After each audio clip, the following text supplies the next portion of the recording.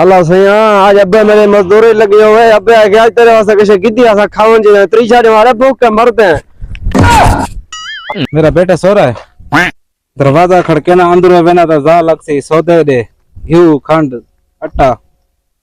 चौथा ने मारे मजदूरी ने लगी रुपया जे बीज कहनी कैसे किथो घिनावा खुद मेरा पुत्र अल्लाह से हाथ पैर घिन गिदन ये होवे तो मेरा चलो सहारा बढ़े मैं किदे वना पुत्र उठी अब्बा से क्यों सुता पे था बा अब्बा भाई ढाई बिया आना बिया में मैं अब्बा का टाइम में आवन ला भूख लगी थी त्रीजा हमारे खावन वास्ते किसे नहीं गिना मजदूरी लगी आज। अब्बा मैं इतना मजबूर थी पिया रुपया भी कहने लेकिन मेरे को गोदे वादा किते अगर तू सवेरे आवी